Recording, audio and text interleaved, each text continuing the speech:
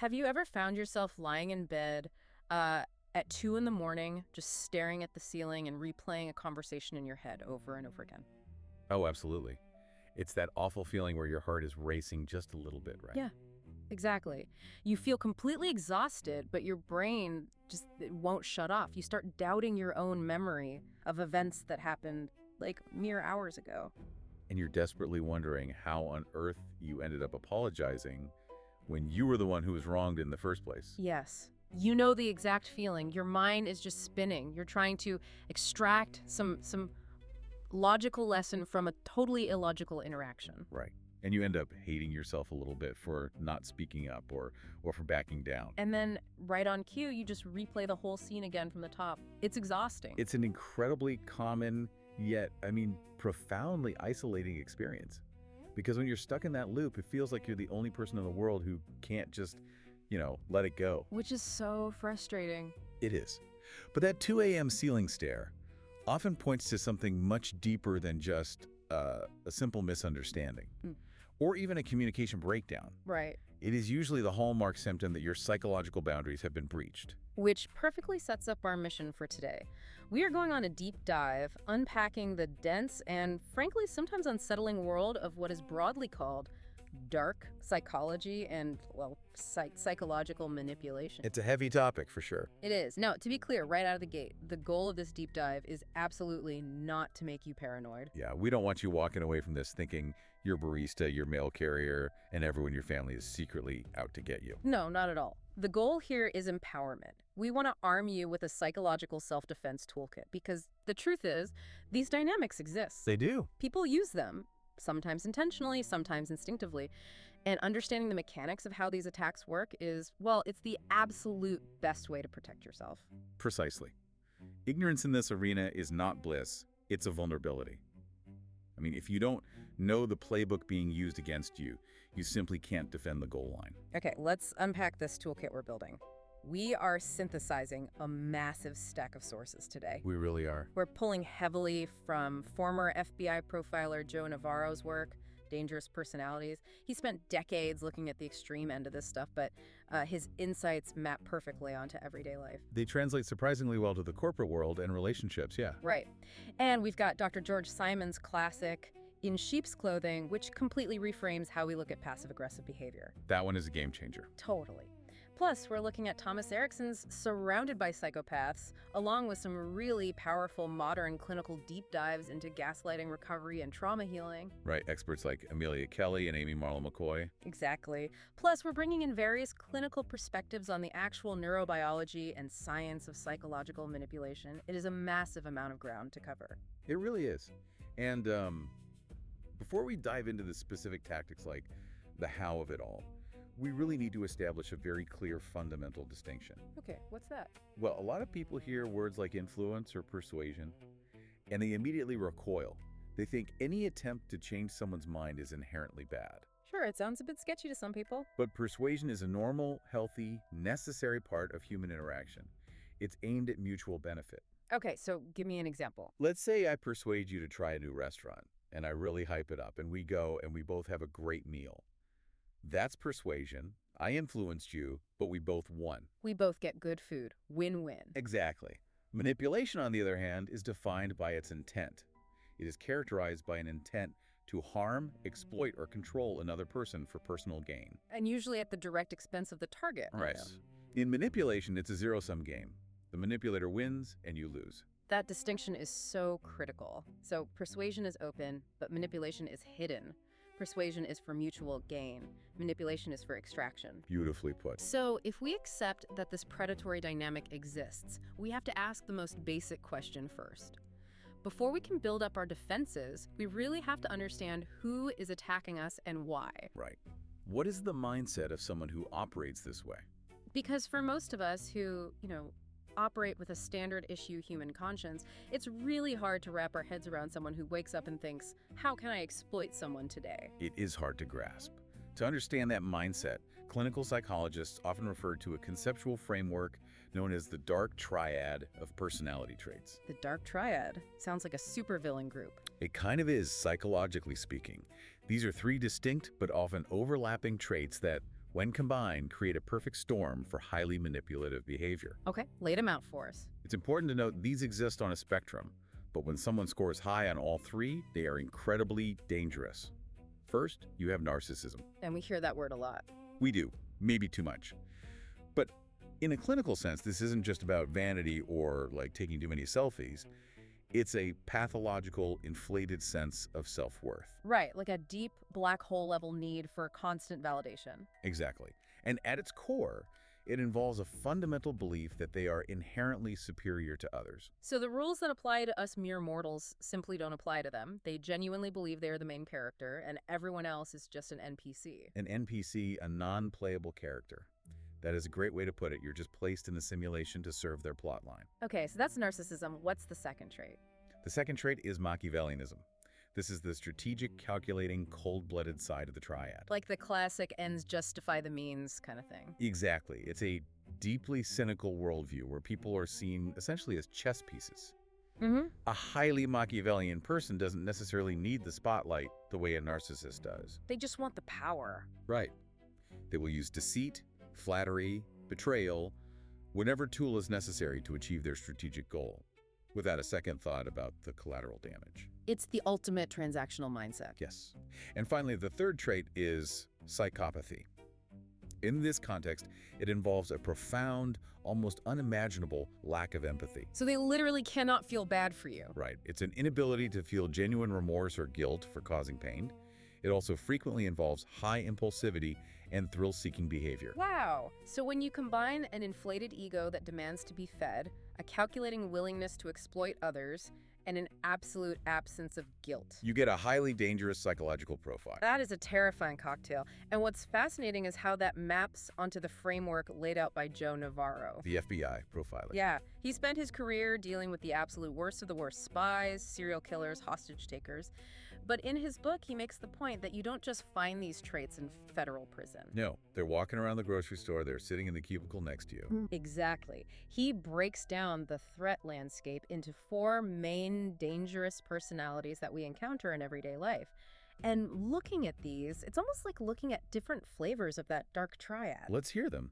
Navarro took the extreme clinical profiles and translated them into behavioral patterns we can actually spot. Right. So first there's the narcissist, which aligns perfectly with what we just discussed.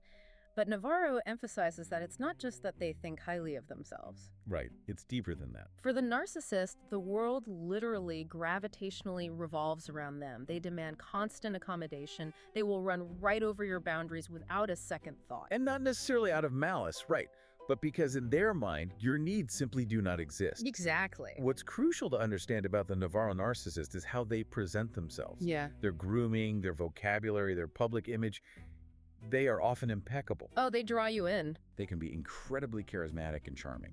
They draw you into their orbit with this dazzling display of confidence. But you have to realize you are only being drawn into that orbit to be a mirror. Just to reflect their greatness back to them? Exactly. The moment you stop reflecting what they want to see or you have a need of your own, they will discard you or punish you. Which perfectly describes so many bad bosses out there. Yeah. You know, you are the golden child as long as you're making them look good. But the second you ask for time off for a family emergency, you are suddenly useless to them. That is exactly how it plays out in the workplace. Okay, then Navarro talks about the second type, the emotionally unstable personality.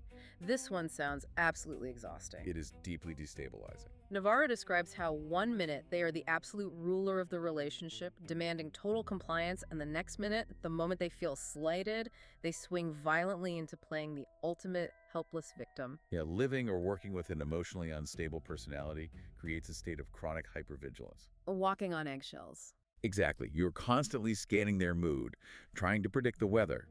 And what people often miss is that this unpredictability functions as a highly effective form of control.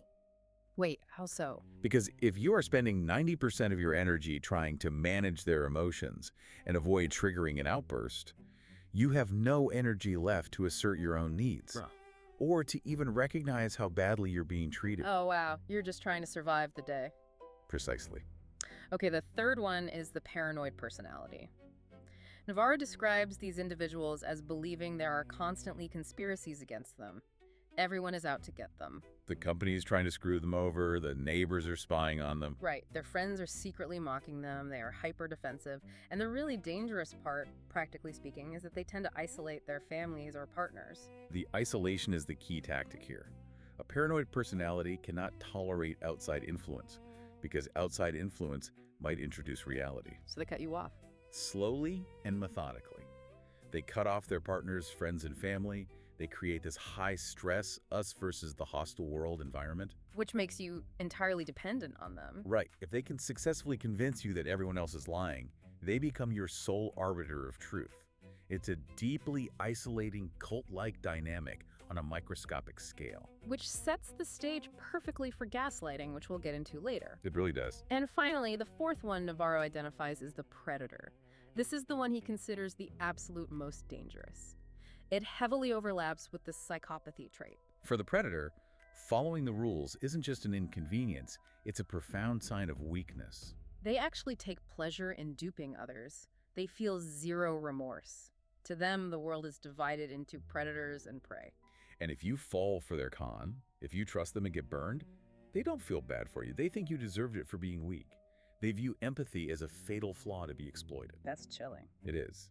And this brings us to a really crucial conceptual shift introduced by Dr. George Simon in his book, In Sheep's Clothing. Okay, let's pivot to Simon. Because while Navarro's profiles are vital for spotting extreme danger, Simon points out a blind spot most of us have. He argues that the most insidious type of manipulator in our everyday lives is what he calls the covert aggressor. The classic wolf in sheep's clothing. Exactly. Simon argues that we often misjudge these people entirely, and we do it because of our own psychological projection. I found this part of Simon's work absolutely paradigm shifting. What do you mean by projection in this context? Well, most healthy people operate from a baseline of empathy and conscience. So when someone hurts us, or lies, or manipulates a situation, we instinctively assume they must be doing it because they are in pain or insecure. Right. We think, oh, they must have some unhealed childhood trauma. Exactly. We project our normal human conscience onto them. We think deep down they must feel bad about this. We make excuses for them. We do, constantly. But Simon says we have to stop doing that. He argues that covert aggressors have uniquely impaired consciences. They perfectly understand the difference between right and wrong. They know they are hurting you. They just don't care. Right. To them, the ends always justify the means. Okay, let me make sure I'm really grasping this, because this feels like the hinge the whole topic swings on. An overt aggressor is obvious. It's like a mugger in a dark alley demanding your wallet. Yes. Scary, but obvious. You know you're being attacked. But a covert aggressor is like a background computer virus. It's quietly mining your data, destroying your hard drive, all while disguising itself as a helpful antivirus software. That is a brilliant analogy. The overt aggressor attacks your physical or obvious emotional boundaries. The covert aggressor attacks your perception of reality. But wait, I have to push back here because this is where my brain gets stuck. Do these covert aggressors actually know they're manipulating you? That is the million-dollar question. Right. I mean, are they sitting in their office, twirling a mustache, plotting out exactly how to make you feel crazy? Or is this subconscious? Because it's hard to believe so many people are actively, consciously evil. The answer is highly nuanced. It's a spectrum. Some are absolutely calculated. The Machiavellian predator, the true psychopath, they know exactly what they're doing. They map it out like a military campaign. Okay, but what about the others? For many others, particularly covert aggressors, they learn these behaviors in childhood.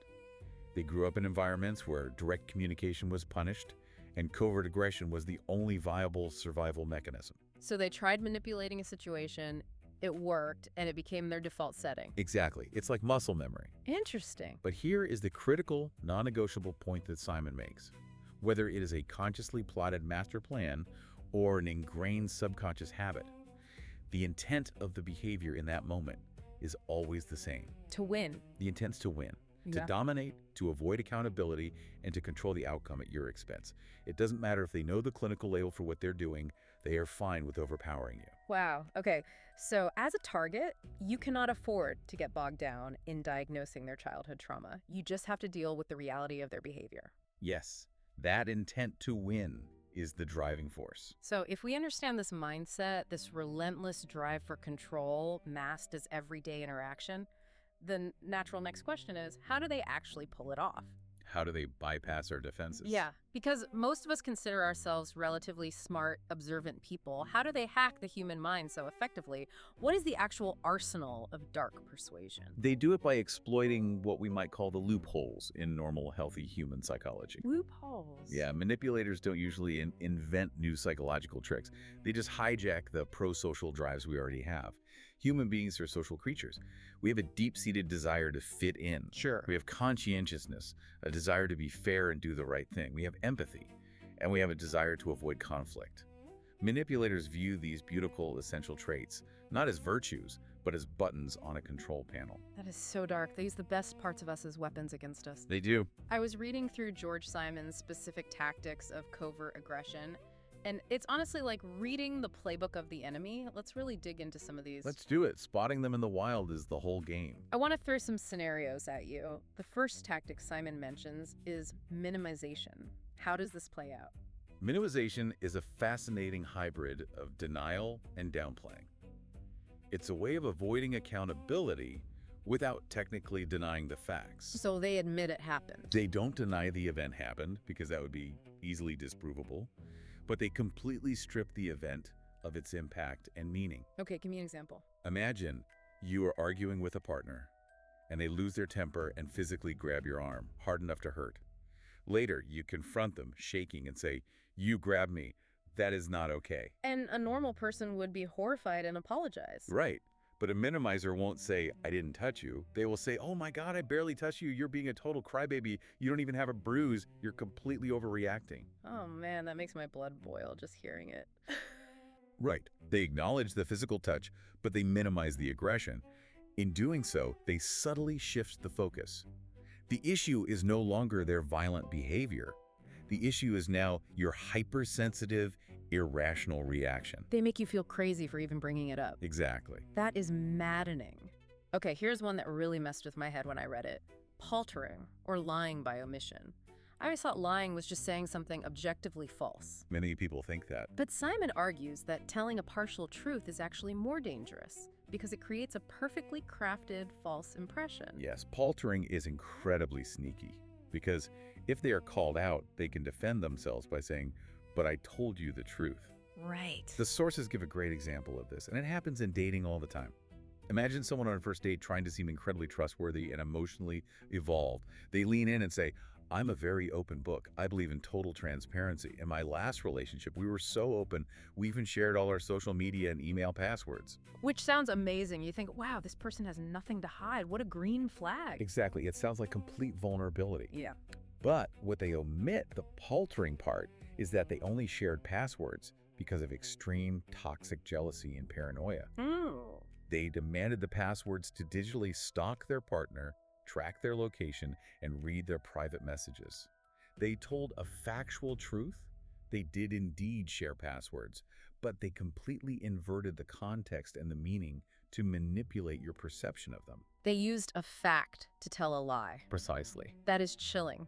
You are building trust on a foundation that is entirely rotten, but technically fact-checked. It's very common. Another major tactic the sources highlight is guilt tripping and shaming.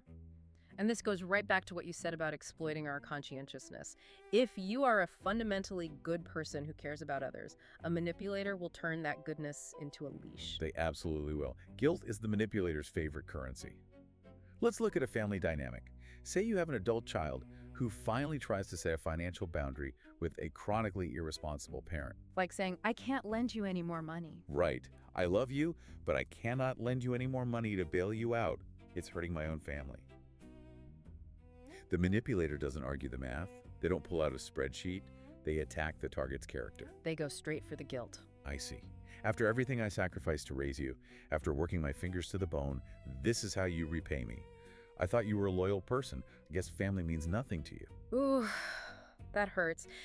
And suddenly you aren't talking about the $500 they owe you. You are desperately defending your morality. You're trying to prove you are a good son or daughter. Right. They hijacked your conscientiousness. Yeah. And shaming is similar, but often it's entirely nonverbal, which makes it harder to confront. Like what? It's the heavy sigh when you speak up in a meeting. It's the eye roll, the subtle smirk, the patronizing pat on the back. It's designed to make you feel inadequate, small, and stupid, without them ever having to say a single word that you can quote back to HR. Oh, the heavy sigh, the weaponized sigh. We have all experienced that sigh. Okay, what about playing the victim or vilifying the victim? This seems like the classic Darview technique: deny, attack, and reverse victim and offender. Yes, this is where they recast their own aggression as self-defense. It is a brilliant, though toxic, tactical pivot. Let's hear a scenario. Let's say you catch a coworker actively stealing your ideas and presenting them as their own. You have the emails to prove it, you pull them aside and confront them calmly but firmly. Suddenly, their eyes well up with tears. Oh boy. They start hyperventilating. They say, "Why are you always picking on me? You know how stressed I am with my personal life right now. You are constantly undermining me and making me so anxious I can't even think straight. You're a bully." Wow. They completely flip the script. The moment you hold them accountable, they adopt the victim role so thoroughly, so theatrically, that you actually find yourself apologizing to them. You end up comforting them for the pain you allegedly caused by having the audacity to confront their bad behavior. And the original issue, the stolen idea, is completely buried under their emotional crisis. Exactly. Poof. Gone. There's one tactic here that seems a bit counterintuitive to me. Simon calls it playing the servant. If a manipulator wants power and dominance, why would they pretend to be a servant? Because it is the ultimate camouflage for tyrannical behavior. It's highly effective in organizations, cults, and strict family structures. How does that work? They cloak their absolute control in the guise of service to a higher, unquestionable cause. A toxic boss might demand you work 80-hour weeks, skip your kid's birthday, and cancel your vacation. If you complain, they say, "I'm not doing this for me. I'm demanding these ridiculous hours because the company's mission is changing the world, and we are servants to that mission. Are you not committed to the mission?" Or in a domestic situation, like, "I'm only checking your phone and monitoring who you talk to because God wants us to have a pure marriage. I'm just serving our spiritual health." Exactly. It makes it incredibly difficult to argue with them, because to argue with their abuse of control is, by extension, to argue against God, or the noble mission, or the safety of the family. It's a masterful way to make resistance feel like a moral failure on your part. Masterful and toxic. Okay, there is one more tactic in this arsenal that gets a massive amount of attention on social media, and for good reason. Love bombing, or love flooding. This is where manipulation doesn't start with insults or sighs. It starts with intense, overwhelming pleasure. Yes, the honeymoon phase on steroids. And I want to use an analogy here because it feels a bit like scuba diving. When you love bomb someone, it's like taking them deep underwater too fast. They shower you with affection, expensive gifts, constant texting. They tell you you're soulmates after 3 days. It feels amazing. Right, but you are absorbing all this emotional nitrogen. I like where you're going with this. Expand on the scuba analogy. Well, the danger of scuba diving is the bends. If you come up too fast, the nitrogen bubbles in your blood and it can kill you. Love bombing is dangerous because it forces this artificial, deep intimacy. It completely bypasses your normal boundaries. You get addicted to the depth. And then, once you are hooked, the manipulator suddenly pulls away. They rush to the surface. That's love denial. And you are left with the psychological bends. You are in agony, desperate to get back to that deep feeling of being loved, which makes you incredibly easy to control. You'll do anything to get the love bomber back. That is an exceptional metaphor. What's fascinating here, and what your analogy captures perfectly, is that love bombing isn't actually about love at all. It's about speed and dependence. Speed and dependence. Yes. True love respects the timeline of getting to know someone. Love bombing is a hostile takeover of your emotional reward system. They flood your brain with dopamine. They manufacture a soulmate connection by mirroring your exact interests and desires. And once you're hooked, Once you are dependent on that high level of validation, they hold all the cards. When the mask finally slips and the abuse begins, the victim will endure almost anything, holding onto the hope that the perfect person they met in week one will return. they use our desire for connection as the very chains that bind us. It is wild and it's devastating. It truly is. Okay, so we've covered the tactical playbook. We know about paltering, minimizing, the guilt trips, the love bombing. But there is one tactic that is so pervasive, so culturally relevant right now, and so profoundly destructive that it requires its own entire section. We have to talk about gaslighting. We do. If the other tactics are skirmishes, gaslighting is total psychological warfare. Wow. It is the ultimate reality distortion field. If the tactics we just discussed are like taking a few hits in a boxing match, you get a bruised ego, you get confused. Gaslighting's like your opponent sneaking into your corner and slipping something into your water bottle between rounds, so that eventually you forget you're even in a fight. You forget your own name. How do we define gaslighting clinically? Because it's more than just lying, right? Much more. Gaslighting is a systemic, prolonged, orchestrated effort to dismantle a person's trust in their own memory, their own perception, and ultimately, their own sanity. Dismantling trust in your own mind. Right. Lying is hiding the truth. Gaslighting is an attempt to alter your fundamental cognitive processing of reality. Let's use a mundane example. You say to your partner, "You promised you'd pay the electric bill yesterday, and now the power is off." Okay. A normal liar trying to cover their tracks says, "I did pay it, the bank must have messed up." They lie about the action. Correct. A gaslighter, however, attacks the premise of your reality. They say, "We never had a conversation about the electric bill. I never promised that. You are imagining things again. You know, you've been so forgetful and scattered lately. It's really starting to worry me. Have you been sleeping okay?" Oh my gosh. They don't just deny the event, they pathologize your memory of it. They make you the problem. Exactly. And the sources point to experts like Dr. Robin Stern and Dr. Stephanie Moulton-Sarkis, who break gaslighting down into 3 distinct progressive stages. It doesn't happen overnight. It's a slow boil. Stage 1 is disbelief or denial. What does stage 1 look like in the moment? In stage 1, the gaslighting is almost confusing more than hurtful. The manipulator says something blatantly, absurdly false, like the electric bill example, or "I never said I liked that restaurant." And what's the victim's reaction? The victim's internal reaction is simply, "What are they talking about? That's ridiculous." Wow. The victim still has a firm grip on their reality. It's so audacious that they just brush it off as a weird misunderstanding or a quirk of the manipulator's memory. You just think, wow, they have a terrible memory. But then it moves to stage 2, which Stern calls defense. And this is where the trap really springs shut. Right. In stage 2, the gaslighting continues and becomes a pattern. The victim realizes it wasn't a one-off misunderstanding. They are being actively challenged. So they fight back. They fight back. They start arguing constantly. They pull up text messages. They check call logs. They use logic. They desperately try to prove their reality to the manipulator. They say, "Look, right here on Tuesday at 4 p.m., you texted that you would do it." Which seems like the right thing to do. You have the receipts. But why is that a trap? It's a trap because by arguing, the victim is inadvertently treating the gaslighter's fabricated reality as a valid premise worthy of debate. The gaslighter doesn't care about the text message. They will pivot or minimize or shift the goalposts. And it just exhausts you. The danger is the exhaustion. The victim is burning massive amounts of cognitive energy trying to prove that the sky is blue. And over time, the constant friction plants a tiny, insidious seed of doubt. The victim starts to think, why are we arguing about this so intensely? Could they be right? Could I actually be missing something? Am I too sensitive? Which is exactly what the manipulator wants, which leads to the tragic final phase, stage 3. Depression and submission. In stage 3, the victim's psychological immune system is broken. They are depleted from the constant, unwinnable fighting. That tiny seed of doubt has grown into full-blown self-distrust. You just give up. They start assuming that they are, in fact, the flawed one. They adopt the manipulator's version of reality, because doing so is easier than maintaining the constant, agonizing cognitive dissonance of fighting for a truth they can no longer clearly see. They submit. They apologize for things they know they didn't do just to keep the peace. They lose their sense of self.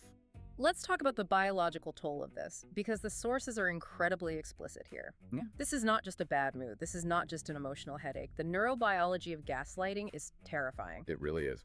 When you are being systemically gaslit, your body registers it as a massive existential threat. It spikes your cortisol, your primary stress hormone. And the brain cannot distinguish between this kind of invisible psychological warfare and actual physical combat in the jungle. That's entirely accurate, and it's crucial for victims to understand. Your nervous system is reacting exactly as it would if you were being hunted. The physical symptoms are profound. Like what?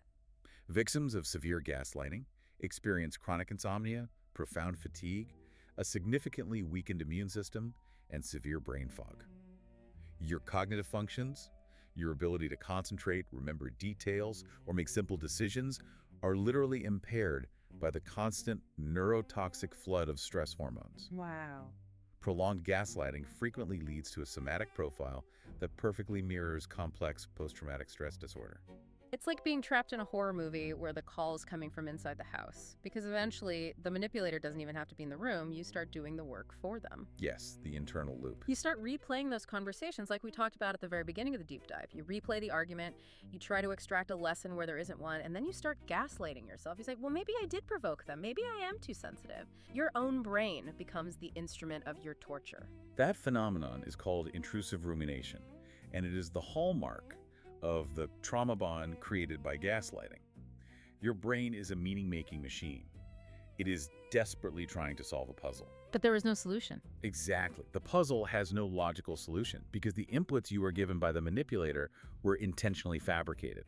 You are trying to solve a math equation where someone keeps changing the numbers while you're calculating. It leads to psychological collapse. Okay, this brings us to a really critical juncture because if we look at pop culture right now, terms like gaslighting, narcissist, toxic, and love bombing are absolutely everywhere. They are ubiquitous. They have escaped the clinical setting and taken over the internet. You cannot scroll through social media for 5 minutes without seeing an infographic detailing how your ex is a narcissistic gaslighter or how your friend who didn't text you back is displaying toxic avoidance. We have to look at the dark side of this awareness. We have to address the pop psychology trap and how therapy speak is being weaponized in everyday life. This is an absolutely vital caveat. We cannot discuss dark psychology without discussing how the language of psychology is currently being misused. Clinical psychologist Isabel Morley specifically addresses this in her work. Right, in her piece, They're Not Gaslighting You. Exactly. She points out that as clinical language has bled into mainstream culture, people are increasingly weaponizing these heavy diagnostic terms to label perfectly normal, healthy relational conflict as abuse. Right. If I call my partner a gaslighter just because they genuinely misremembered whether they paid the rent, or if I label a friend a narcissist just because they were a little selfish on their birthday, or if I call an ex a sociopath just because we had a really bad, messy breakup, we are completely diluting the meaning of these words. Exactly. We have to remember that human memory is inherently biologically flawed. Two healthy, well-meaning people can have a completely different yet entirely genuine recollection of an argument. That is normal human fallibility. A disagreement over facts is not gaslighting. Exactly. Gaslighting requires intent, and it requires a systemic pattern of manipulation aimed at destabilizing you. But what we see now is people using these clinical terms as a trump card to win an argument. You disagree with my memory of the event? Stop gaslighting me. It's an instant debate ender. It immediately shuts down the conversation, removes all nuance, and unfairly demonizes the other person. I have to push back on the culture a bit here because this really bothers me. Are we actually creating a culture of paranoia? If everyone is suddenly a predator or a narcissist the moment they do something we don't like, doesn't that minimize the profound suffering of actual victims? The people who have endured the systemic, calculated abuse we just talked about? It absolutely does. It harms the real victims immensely because society becomes numb to the terminology. When everything is called gaslighting, nothing is. That makes sense. True gaslighting and true covert manipulation require an imbalance of power and a sustained, orchestrated effort to control another human being. Normal people make mistakes. Normal people can be incredibly selfish, they can have terrible memories, they can be defensive, and they can be jerks. But manipulators orchestrate control. There's a big difference. We must maintain the intellectual rigor to distinguish between a flawed human being acting poorly in a stressful moment and a dangerous personality executing a strategy of exploitation. That is the quote of the day right there. We must distinguish between a flawed human acting poorly and a dangerous personality executing a strategy. So, assuming we have done the work, we've avoided the pop psychology trap, we aren't just diagnosing our annoying coworkers on social media, and we have accurately identified true, intentional, systemic manipulation in our lives, what do we do? How do we defend ourselves? Yeah, because knowing is only half the battle. How do we protect ourselves in the moment? The first step in tactical defense, before you say a single word to the manipulator, is internal. You must anchor yourself. The sources highlight a concept often used in cognitive behavioral therapy: the fundamental rights wheel. Okay, what is that? When you are dealing with a manipulator, their primary goal is to strip these rights away, to make you feel like you haven't earned them. You have to consciously, daily remind yourself you have the right to be treated with basic human respect. You have the right to express your emotions and opinions, even if they disagree. You have the right to establish your own priorities. And what's the big one? And most importantly, the crown jewel of defense.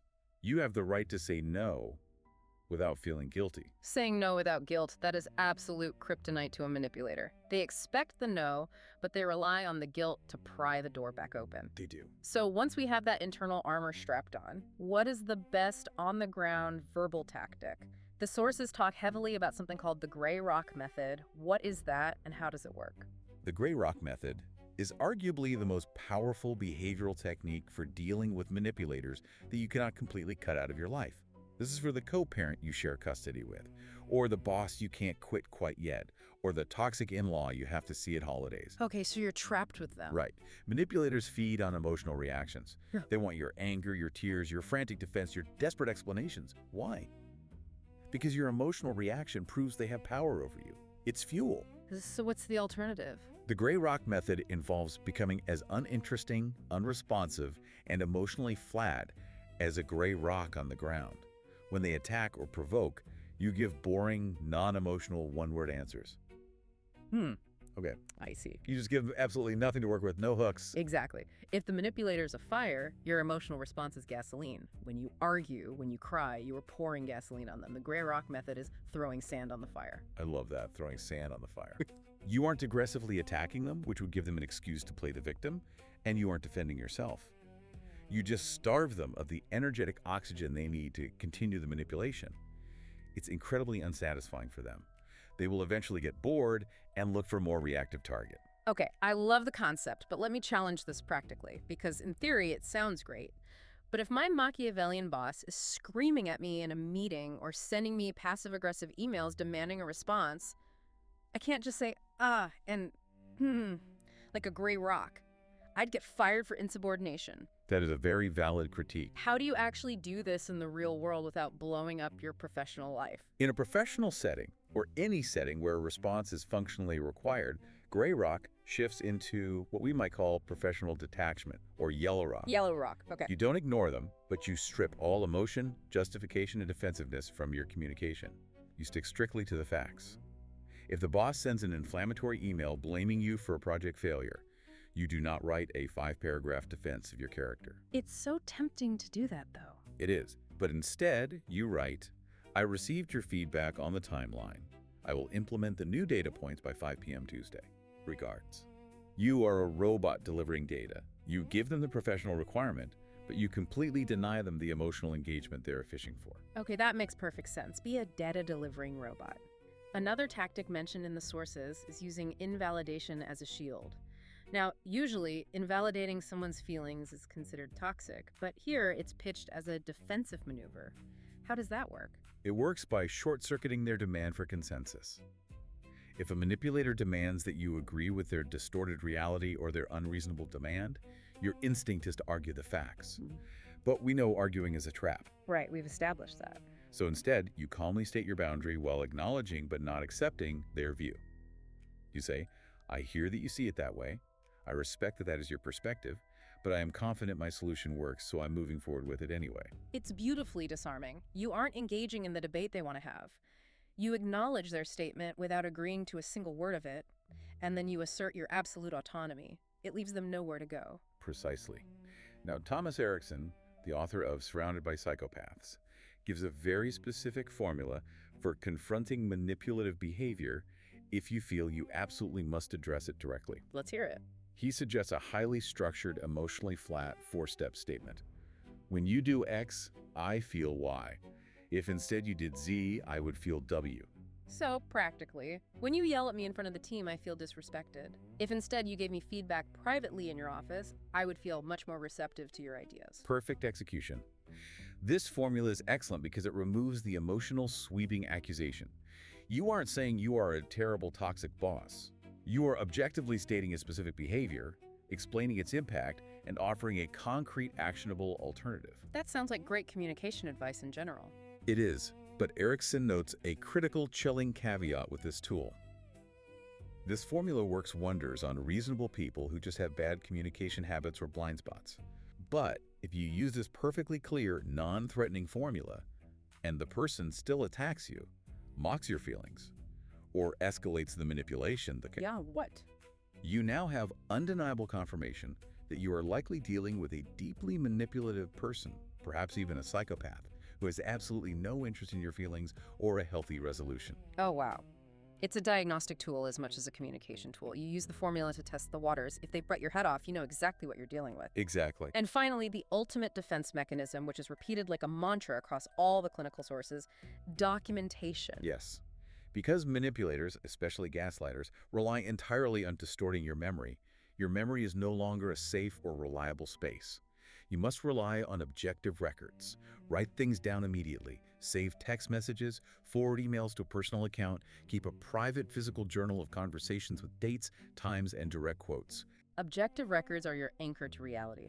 When they pull stage 1 gaslighting and say, I never agreed to that budget, you don't have to panic.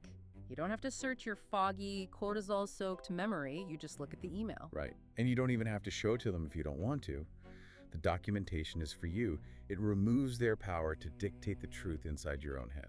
Okay, so let's say we have survived the encounter. We've used the gray rock, we've set our boundaries, maybe we've even managed to leave the toxic relationship or quit the nightmare job. But that brings us to the final phase.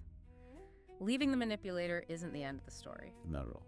The abuser might be gone, but your body and mind still have to process the psychological shrapnel they left behind. Recovery is a profound, often grueling, but ultimately beautiful process. Amy Marlowe McCoy, in her clinical work on trauma, outlines 3 essential steps to self-recovery after prolonged emotional abuse. Step 1 is self-compassion. That sounds easier said than done. It's often the hardest step. You have to acknowledge the wounds. Survivors of manipulation often torture themselves with a brutal internal monologue. How could I be so stupid? Why didn't I see the red flags? Why didn't I leave sooner? The victim blaming is so intense. Self-compassion means radically changing that narrative. It means recognizing that you were targeted because of your good qualities, your empathy, your trust, your willingness to forgive, and that you were systematically deceived by an expert in deception. It wasn't your fault that you believed a lie designed perfectly to fool you. You have to stop the self-blame. You wouldn't blame yourself for having your wallet stolen by a professional pickpocket. Exactly. Step 2 is building self-esteem. Over months or years, a manipulator essentially installs a critical voice in your head that sounds exactly like them. It tells you you're crazy, you're worthless, you're lucky they put up with you. So how do you fix that? To recover, you have to actively evict that voice. You have to replace it with positive, affirming self-talk. You have to painstakingly relearn how to trust your own competence, your own intuition, and your own inherent worth. And step 3 is setting boundaries, which means practicing that fundamental right we talked about. Learning to say no without the immense, crushing guilt that the manipulator programmed into you. But the sources, specifically Amelia Kelly's work, make it clear that recovery isn't just in the mind, is it? No, it's highly physical. We can't just journal our way out of this. Her work focuses heavily on somatic healing. That's right, because as we discussed with cortisol spikes, the trauma is stored deeply in the nervous system. Since emotional pain activates the exact same brain regions as physical pain, you cannot just think or logic your way out of trauma. Your body is still operating as if a tiger is in the room. You need bodily regulation. So what does Kelly recommend? Kelly recommends tools to help victims reconnect with their physical state. One key tool is the SUDS, the Subjective Units of Distress Scale. Explain how the SUDS works practically. It's remarkably simple, but highly effective. It's a scale from 0 to 100, where 0 is perfectly calm and 100 is a full-blown panic attack. Victims of manipulation often lose touch with their baseline. They jump from 0 to 90 in a second. That sounds terrifying. By pausing and asking yourself, where am I on the SUDS right now? Am I a 40? Am I an 80? Great. You force the logical part of your brain to assess your physical state. It helps you recognize when your nervous system is hijacked before you react. Oh, I see. If you realize you were at an 85, you know you need to step away and use deep breathing exercises to activate the parasympathetic nervous system, the body's braking system, before you attempt to communicate. It's about getting the body safe before the mind can do the work.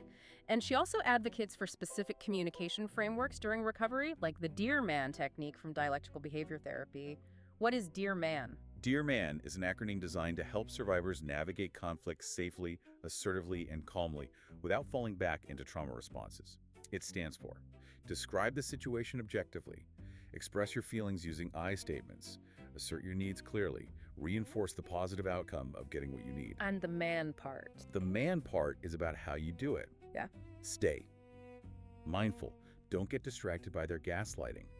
Appear confident even if you are terrified inside, and can negotiate. Be willing to find a middle ground if appropriate. It is a highly structured way to ensure your voice is heard without being dragged into the manipulator's chaotic emotional storm. This connects back perfectly to what we were saying earlier about rumination staring at the ceiling at 2 a.m. There's a huge difference between intrusive rumination and deliberate rumination. A crucial difference. Intrusive rumination is passive. It's when the trauma haunts you. The memories flash back uninvited, your heart races, and you are just a victim to your own intrusive thoughts. It keeps you stuck in the stress loop. And deliberate rumination. Deliberate rumination, however, is active and controlled. It is sitting down, perhaps with a therapist or with a journal in a safe environment, and consciously processing what happened.